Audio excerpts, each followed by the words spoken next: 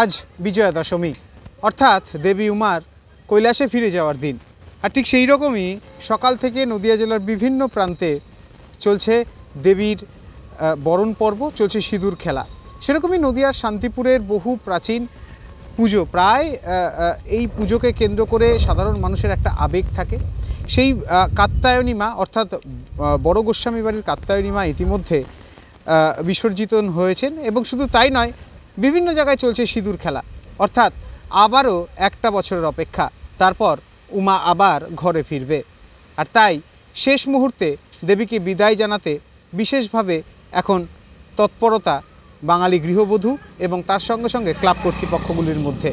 তবে এখন এই শেষ মুহূর্তে সিঁদুর খেলা এবং এই কাত্যায়নীর বিসর্জনের পর থেকেই শান্তিপুরের বিভিন্ন জায়গাতে শুরু হবে দেবী বিসর্জন।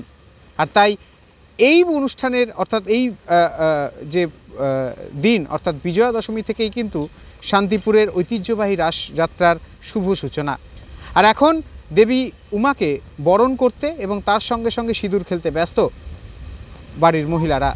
আমাদের তো এটা চিরাচরিত রীতি, মা সকালবেলা দশমীর দিন সকালবেলা বরণ হয় মায়ের, তারপরেই মায়ের বিসর্জন হয়। তো খুবই মন খারাপ, এখন মা চলে গেলেন।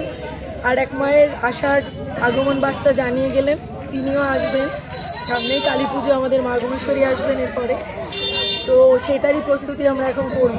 এতদিন ধরে 5 দিন ধরে টানা যে উপাচারে মাকে পুজো করা হলো সেটা সম্পন্ন হলো। এবার সামনে আবার আরেক মায়ের আসার আমরা আসার জন্য তার প্রতীক্ষায় বসে আছি যে কখন তিনি আসবেন। প্রতিবারই কি সকালেই হয়? হ্যাঁ, আমাদের মায়ের বিসর্জন প্রত্যেকবার সকালেই হয়, কারণ মা বিসর্জন হবে না, আর ওদিকে ঠাকুরের ভোগ। আর মায়ের প্রতিমার একটু যদি বিবরণ সম্পর্কে একটু অন্যরকম তো। হ্যাঁ, এটা কি কি আছে? আমাদের মায়ের প্রথমেই বলি, মায়ের যে সিংহ আছে সেটা অশ্বাকৃতি সিংহ।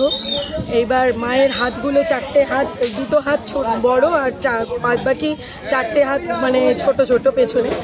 আর হচ্ছে আমাদের যেভাবে প্রতিমার গণেশ কার্তিক গণেশ লক্ষ্মী আর সরস্বতী কার্তিক এরকম উল্টো দিকে থাকেন, এটাই আমাদের প্রতিমার বৈশিষ্ট্য। আর পুজোর ক্ষেত্রে নিয়ম, ভোগের ক্ষেত্রে কিছু?